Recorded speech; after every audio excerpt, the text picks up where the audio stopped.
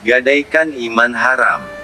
Kadang terdorong oleh banyaknya kebutuhan yang harus dipenuhi dan keinginan yang berlebihan, banyak terjadi di tengah-tengah masyarakat, sekelompok orang yang suka menipu, mencari keuntungan pribadi dengan memakai nama orang lain, dan mengambil harta milik orang lain yang bukan haknya.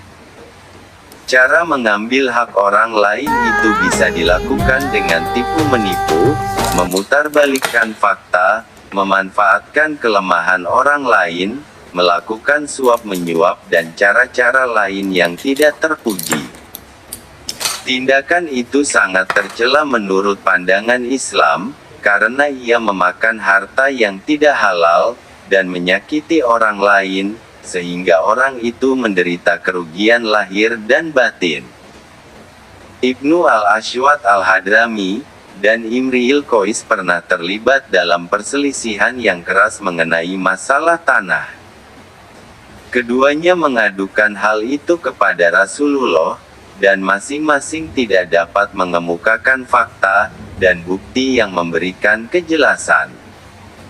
Nabi melarang salah seseorang memakan atau mengambil harta orang lain dengan tidak halal. Dan janganlah sebagian kamu memakan harta sebagian yang lain, di antaramu dengan jalan yang batil, dan janganlah kamu membawa urusan harta itu kepada hakim, supaya kamu dapat memakan sebahagian daripada harta benda orang lain itu dengan jalan berbuat dosa, padahal kamu mengetahui. Surah Al-Baqarah 188. Dalam ayat tersebut, Allah melarang agar jangan memakan harta orang lain dengan jalan batil. Yang dimaksud dengan memakan harta orang lain dalam ayat ini ialah mempergunakan atau memanfaatkan harta tersebut, sebagaimana biasa digunakan dalam bahasa Al-Quran, atau bahasa lainnya. Sedang yang dimaksud dengan batil ialah dengan cara yang tidak sesuai dengan hukum yang telah ditetapkan Allah dan Rasul-Nya. Termasuk yang terlarang dalam hal ini adalah memakan harta riba, menerima bagian zakat, bagi mereka yang tidak berhak menerimanya, dan makelar-makelar yang melakukan penipuan terhadap para pembeli atau penjual. Pada bagian terakhir ayat ini, Allah melarang setiap manusia mukmin untuk mengangkat urusan harta ke pengadilan, dengan maksud untuk memperoleh sebahagian dari harta orang lain yang bukan haknya. Mereka melakukan cara itu dengan jalan yang batil, seperti suap, memutarbalikkan fakta, dengan bersumpah palsu, mendatangkan saksi palsu, dan cara-cara lain yang tidak layak. Semua perbuatan itu sangat terkutuk dalam pandangan Islam, karenanya harus dihindari sejauh mungkin.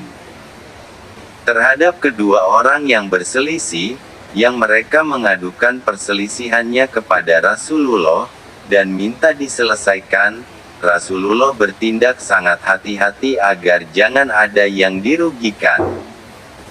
Nabi menyuruh mereka berdua pergi menyelesaikan urusannya secara kekeluargaan, masing-masing bersikap jujur dan tidak berkhianat.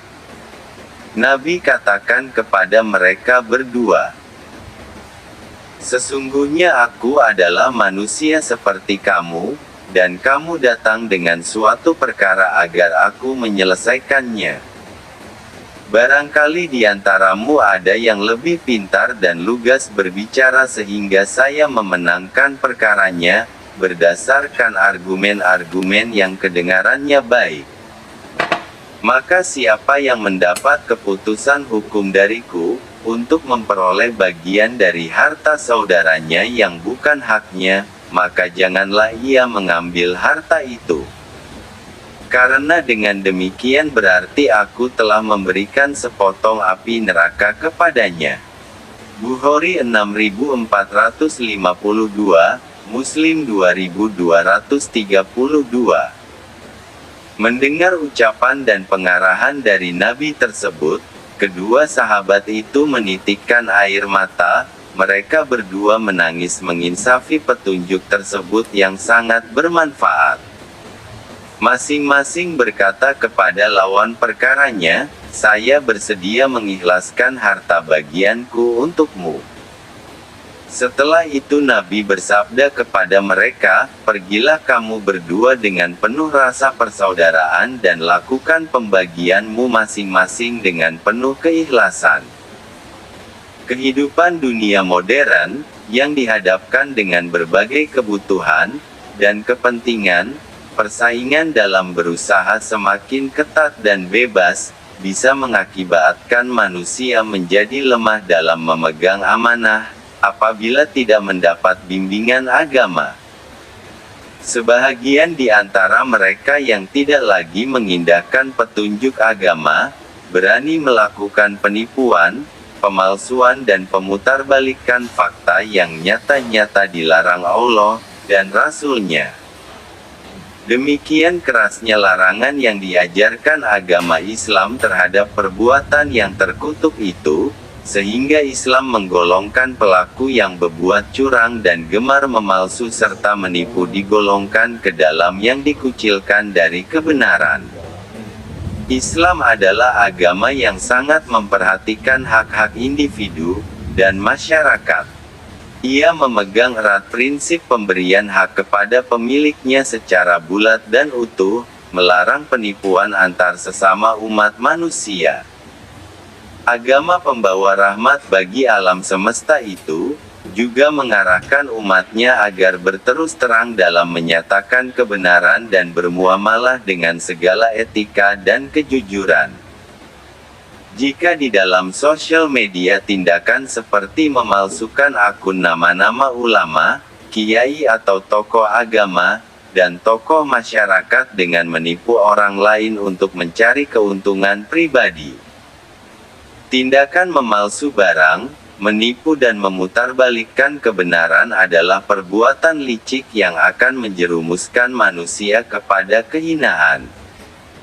Perbuatan tercela itu akan menimbulkan kebencian kepada sesama umat manusia, mewariskan kedengkian, dan permusuhan dalam kalbu setiap insan.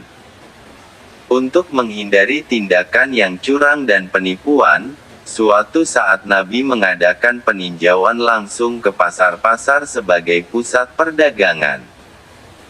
Di tengah perjalanan peninjauan itu, tiba-tiba Nabi mencurigai salah seorang pedagang kurma. Kemudian Nabi memeriksa bagian dalam dari tumpukan kurma. Ternyata yang ada di bagian dalam, kualitasnya lebih rendah, kurma itu basah padahal di luarnya kering. Nabi bertanya kepada pedagang itu, "Kenapa engkau lakukan penipuan ini?"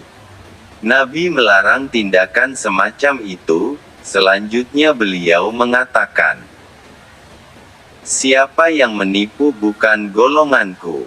Muslim 147. Siapa yang memegang prinsip kejujuran, senantiasa menegakkan kebenaran, dan memberantas kebatilan, akan meraih kebahagiaan di dunia dan akhirat. Kebahagiaan yang senantiasa diharapkan oleh setiap orang muslim. Kejujuran adalah amanah sedangkan dusta adalah perbuatan khianat. Dalam melaksanakan kejujuran dan menghindari sikap dusta, setiap orang harus berlatih dengan tekun dan senantiasa bersikap tabah. Sesungguhnya setiap perbuatan yang baik dan terpuji adalah memerlukan perjuangan yang ulet dan kesabaran yang maksimal. Banyak sekali pengarahan dari Al-Quran, ataupun Al-Sunnah yang membimbing manusia agar mengarahkan dirinya pada perbuatan yang baik, kejujuran dan perbuatan yang bermanfaat. Sebagai khalifah, umat manusia harus melaksanakan amanah yang diberikan Allah, agar mereka mengelola alam semesta ini bagi kesejahteraan semua makhluknya. Amanah Allah untuk mengelola alam bagi kemanfaatan semua makhluknya, pernah ditawarkan kepada makhluk-makhluk lain, akan tetapi semuanya menolak amanah itu. Makhluk-makhluk lain tidak memiliki kemampuan untuk menerima tugas yang luhur dan berat itu, maka manusialah yang mampu menerimanya.